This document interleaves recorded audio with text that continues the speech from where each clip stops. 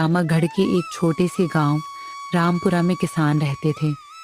गांव चारों ओर से खेतों और आम के बागों से घिरा हुआ था। वहीं मिट्टी की पगडंडियाओं, बैलगाड़ी की चरमराहट और बच्चों की किलकारियां गांव को जीवन देती थीं। इस गांव के बीचों बीच रहता था एक साधारण किसान, रामदयाल। रामदयाल के पास 3 बीघा जमीन थी। यही जमीन उसकी दुनिया थी।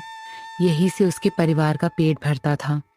उसकी पत्नी गंगा देई और 2 बच्चे, सोनू 10 साल और राधा 8 साल, जो इसी खेत की कमाई पर निर्भर थे। गांव के बुजुर्ग कहा करते थे, खेती भगवान का खेल है बेटा। बारिश ठीक हो तो सोना उगता है और बारिश रूठ जाए तो भूख भी उगती है। साल भर मेहनत के बाद जब जून का महीना आया तो पूरे गांव के किसानों की नजरें आसमान पर टिकी थीं। सब लोग बादलों का इंतजार कर रहे थे। बच्चों की आंखें आसमान में उड़ते बादलों को देखकर चमक जाती। औरतें मंदिर में जाकर प्रार्थना करती, भगवान इस बार बारिश समय पर करना। रामदयाल भी हर सुबह खेत में जाकर सूखी मिट्टी को हाथ में उठाता और आसमान की ओर देखकर सोचता, कब बरसेगी ये बदली? कब मेरी धरती प्यास बुझाएगी? पिछले साल बारिश देर से आई थी, फसल आधी सूख गई और घर में अनाज की किल्लत हो गई थी। इस बार अगर बारिश देर से हुई तो परिवार का गुजारा मुश्किल हो जाएगा। जुलाई का पहला हफ्ता था। एक दिन अचानक दोपहर के समय आसमान में काले बादल घिर आए। गरज चमक के साथ बारिश की पहली बूंदें धरती पर गिरी। मिट्टी से उठी सोंधी महक ने पूरे गांव को महका दिया। बच्चे नाचने लगे, औरतें घरों से बाहर निकलकर आसमान देखने लगीं और किसान की आंखों में चमक लौट आई। रामदयाल ने भी दोनों हाथ जोड़कर कहा, धन्य हो भगवान, अब हमारी फसल बच जाएगी। गंगा देवी ने हंसते हुए कहा, अब खेतों में हरियाली लौटेगी, बच्चों को नए कपड़े भी मिलेंगे इस बार। बारिश शुरू होते ही सब किसानों ने अपने खेत जोत डाले। बैलों की घंटियों की आवाज़ और हल्की खटखटाहट पूरे गांव में गूंज उठी।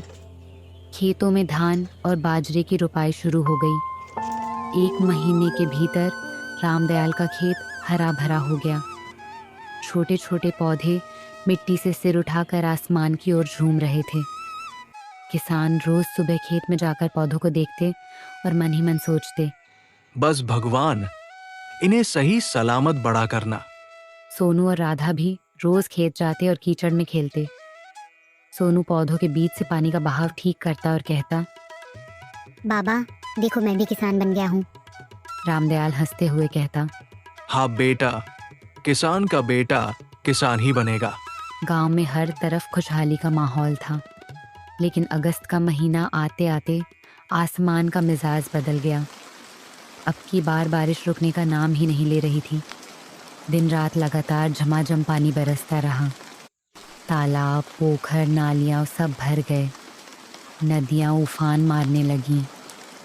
रामपुरा गांव के पास बहने वाली छोटी नदी अब विकराल रूप लेने लगी। खेतों में पानी भर गया। पौधे जो कभी हवा में झूमते थे अब पानी में डूबने लगे। रामदयाल परेशान हो उठा। वह हर सुबह खेत जाता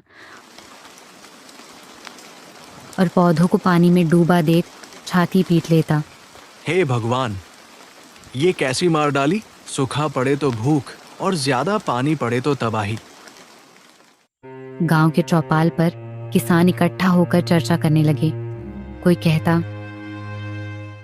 इस बार फसल चौपट हो जाएगी। सरकार मदद करेगी पर पता नहीं कब। गांव के बुजुर्ग हरिनारायण बोले, बेटा, किसान का रिश्ता तो धरती और आकाश से है। जब ये दोनों रूठ जाते हैं तो इंसान बेबस हो जाता है। बच्चों का चेहरा देखकर उसका दिल कांप उठता।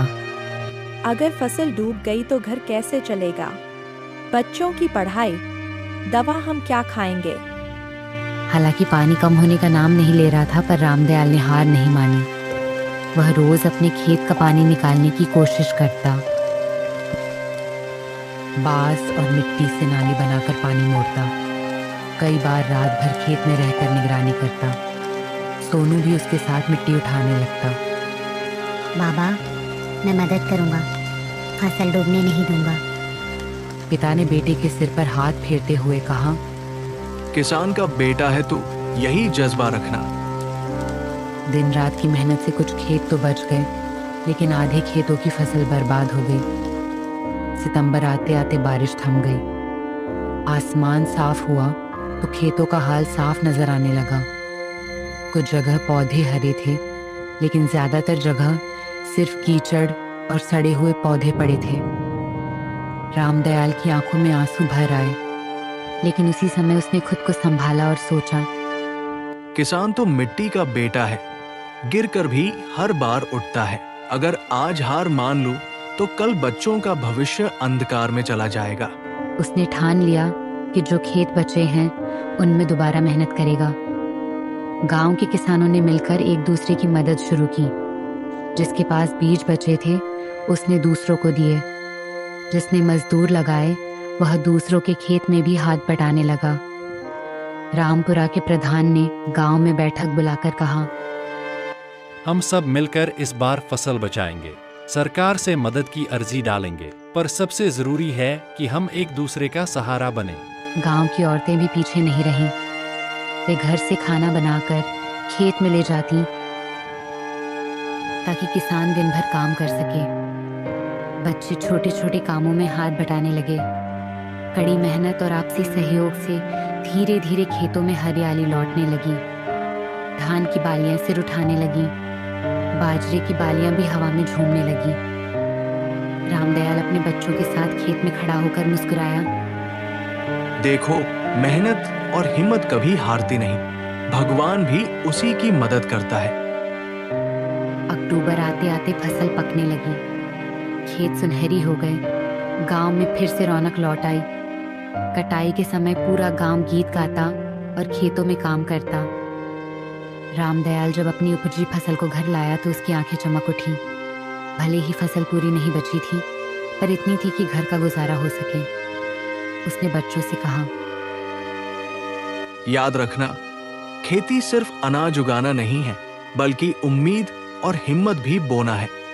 गंगा देवी मुस्कुराते हुए बोली, सही कहते हो। बारिश चाहे कम हो या ज्यादा, किसान कभी हार नहीं मानता। कहानी की सीख।